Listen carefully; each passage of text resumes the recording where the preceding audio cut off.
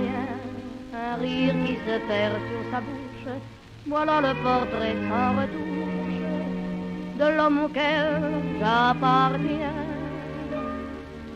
Quand il me prend dans ses bras, qu'il me parle tout bas, je vois la vie en rose. Il me dit des mots d'amour, des mots de tous les jours, ça me fait quelque chose. Il est entré dans mon cœur une part de bonheur dont je connais la cause. C'est lui pour moi, moi pour lui dans la vie. Il me l'a dit, l'a juré pour la vie. Good morning, good evening, good to who needs it. My choice of a last meal used to be enchiladas and negro modelo, the bottle wrapped in a wet paper towel and frozen, based on a dinner I had on a vacation where my partner and I went to random places around the country on an aimless week-long road trip. But that doesn't feel right anymore. I've been researching the idea of last meals for a short story, and it's made me start to wonder what mine would be. And that's a fact I'm going to mention again in this video because I made this out of order and the editing has been tricky. But I think I need an update to what my last meal is going to be. Something more me now and less me in my 20s. That meal doesn't have the connotations that it used to. When my great-grandfather came to the United States, he came with a copy of Dante's Inferno. And it wasn't until I started researching last meals that I realized Faust has the same level of cultural relevance and importance to Germans that Dante has to Italians. I mean, most of our popular ideas of hell come from Dante's Inferno, not Christian doctrine. And Faust has just as much significance and just as much tie-in with the Catholic Church. A quick tour for those not familiar with Dr. Faustus and the many versions of his tragedy. Most popularly, I'm going to be citing Goethe's Faust. Faust is a protagonist of the German legend based on the historical Johannes Georg Faust. The general gist is that Faust, an academic and narcissistic man, becomes dissatisfied and depressed, and after an attempt on his own life, he calls on the devil to make a bargain, hence the term Faustian deal. Mephistopheles, a demon, appears and makes a bargain with Faust for knowledge and pleasure in exchange for his soul. The historical Faust was an alchemist, magician, and scholar of the German Renaissance, born sometime in the mid-1400s. There's some discrepancy on when. It's like a 20-year difference, so it's hard to really narrow down. There's scattered mention of him in first-hand sources for the next 100 years, often performing magical acts or giving horoscopes to important officials and royals, only to be banished for being a freaky mystic. He is thought to have died in 1540 or 1541 as a result of an explosion in his alchemical lab.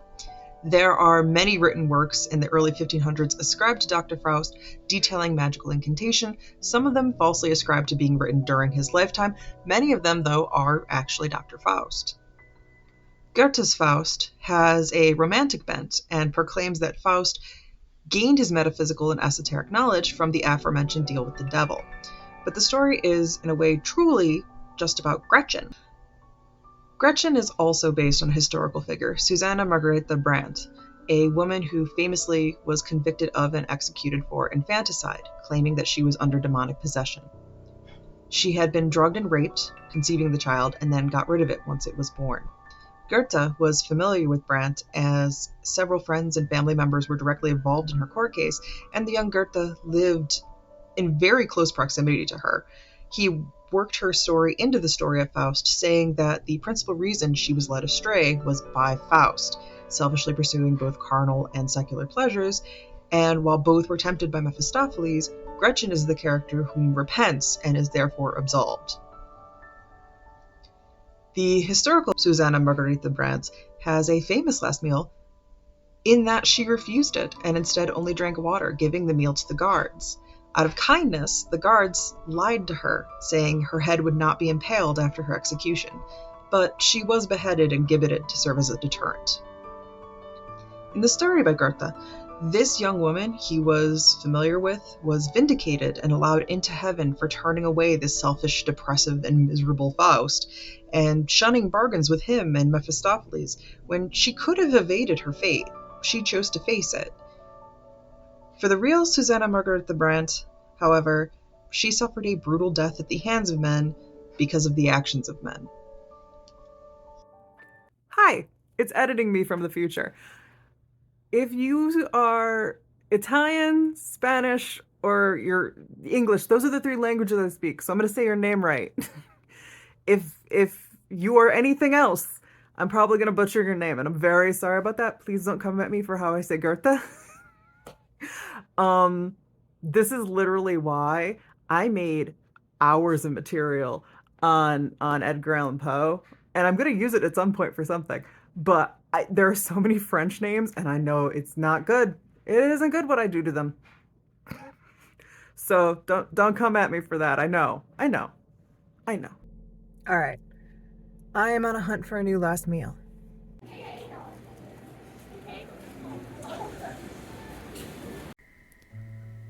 Born December 30th, 1799, Josefa Gepita Rodriguez is one of only 3 women executed by hanging in Texas history. She was accused of robbing trader John Savage of $600 worth of gold and murdering him with an axe.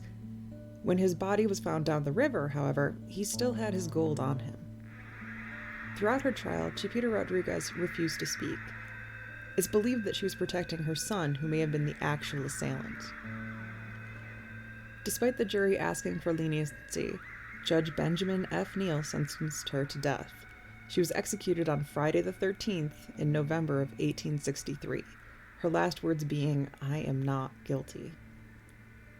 She is a prominent ghost story said to become more active whenever a woman is executed. So I was doing some research into last meals for a short story I was working on.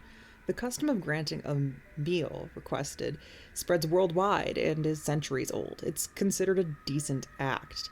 In the United States, where capital punishment is still legal on a state-by-state basis, it's now often called a prisoner's special meal, as it's usually granted in the weeks leading to execution and not directly before, so that the prisoner might actually be able to enjoy it. Many people defer their last meal or ask it to be donated or shared, and some states allow for this. In Louisiana, the warden traditionally joins the prisoner for their last meal, and I kind of like that, both as an opportunity for decency between them and as an opportunity for the prisoner to let the warden just know what the fuck they really think of them. In Texas, however, as of September 2011, the practice of last meals has been abolished, and prisoners now eat whatever the general population does prior to execution. This is because of Lawrence Russell Brewer, a white supremacist, murderer, and piece of shit who was quoted to local news stations after his participation in the lynching of James Byrd Jr.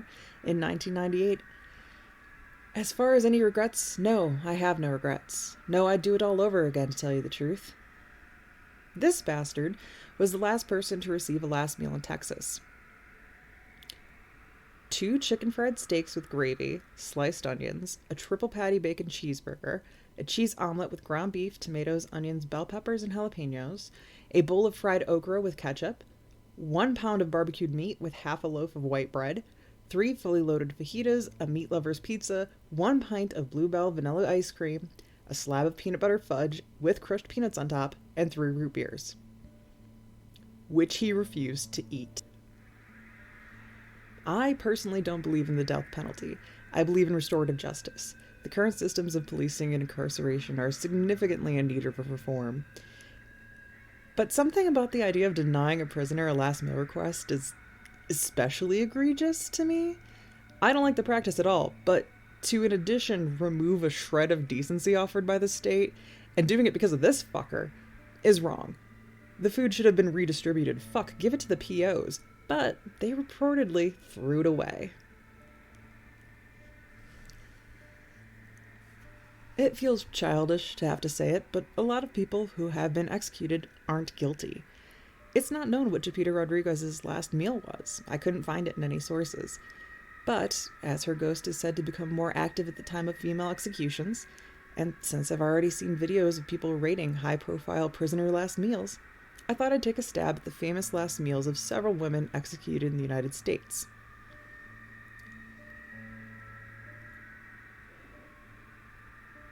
Juanita Spinelli, turkey meat and a hamburger. Juanita Spinelli is described on her Wikipedia page as a gangster and ex-wrestler who killed men, which, a great resume. Nicknamed the Duchess, she was the first woman to be executed by the state of California. Spinelli would take homeless men into her house where she would take care of them and indoctrinate them into her gang.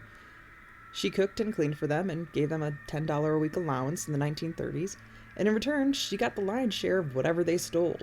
Her daughter, Gypsy, was a honeypot and used to lure in men so that they could get mugged by the gang. Eventually, she had one of her men executed by the gang because she thought he would confess to a murder, and the racket fell apart.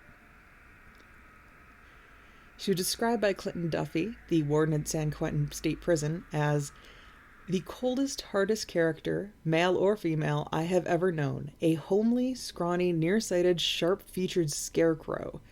The Duchess was a hag, evil as a witch, horrible to look at, impossible to like.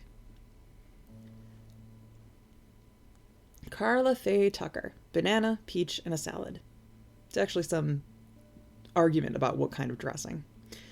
Carla Faye Tucker was the first woman executed by the state of Texas since Chipita Rodriguez.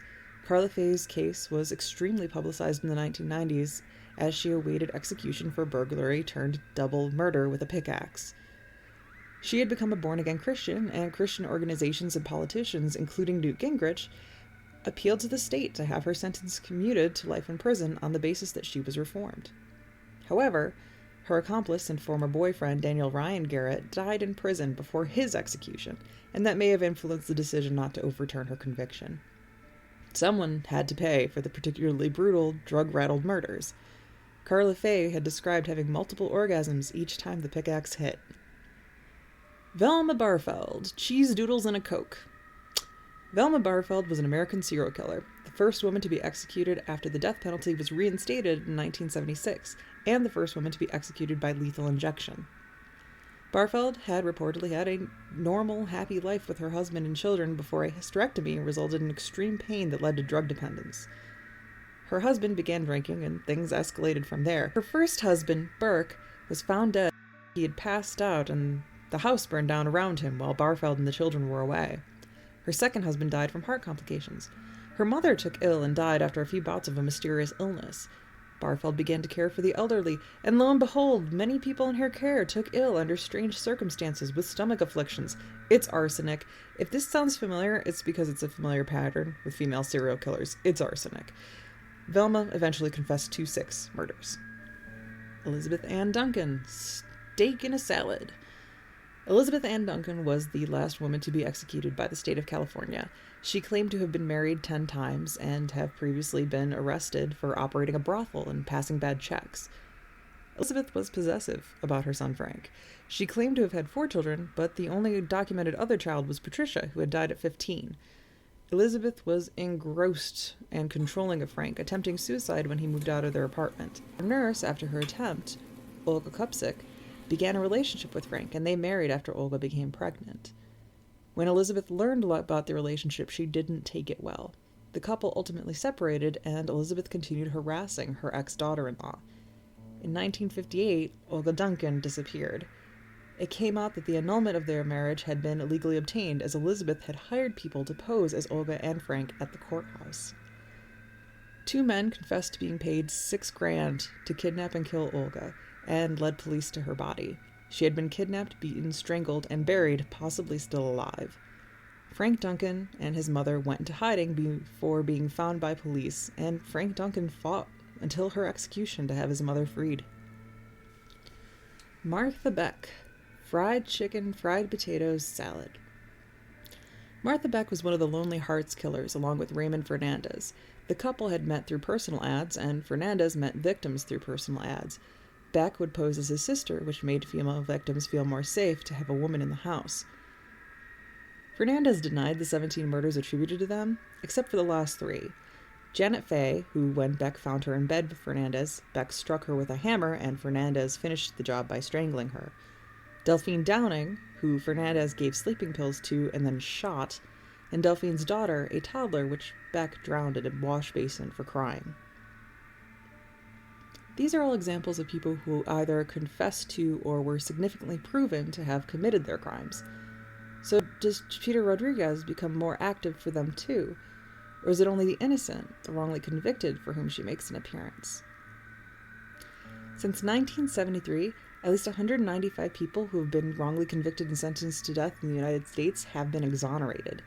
The DPIC database has information on all exonerated cases since 1973, including the number of years it took to have the case exonerated and the reasons that the charges were ultimately dismissed. 137 of those cases involved official misconduct by law officers or the court. 137 is a lot of fucking mistakes. For more information, you can check out the database at deathpenaltyinfo.org/database/innocence. Or for more information about exoneration or wrongful convictions in general, you can check out the Innocence Project at innocenceproject.org. It smells so good out here. It smells like charcoal and meat. Okay, trying new snacks 1. Find out what I want to eat before I die. So I've never actually had mangosteen before, but I really want to try it because I hear from everybody I know who has had it, does like it, that it's like amazing. So I grabbed juice to be safe for a first try.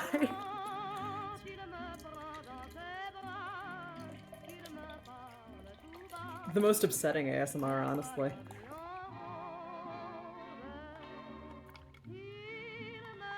That's really fucking good. I bought myself a thing of coconut milk in case I didn't like this, so I'd have something else to drink, but that is really fucking good. Yes, it's a Tulip Fest mug.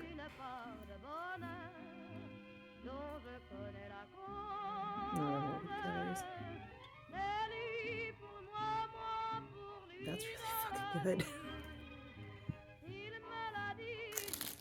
This, because I'm going with my sweet stuff apparently right now, the mangosteen is going to end up breaking my brain.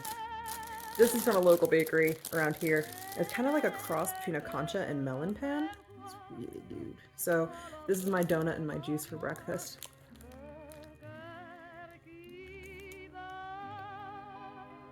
I'm going to miss these when I move. This was so good. And way too much.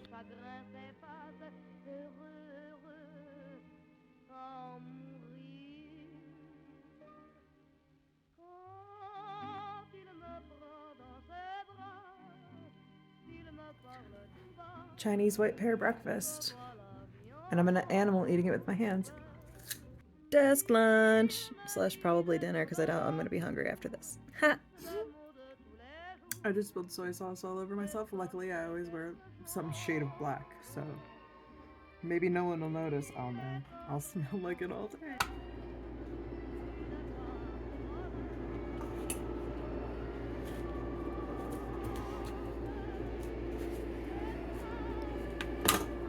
Why isn't this working?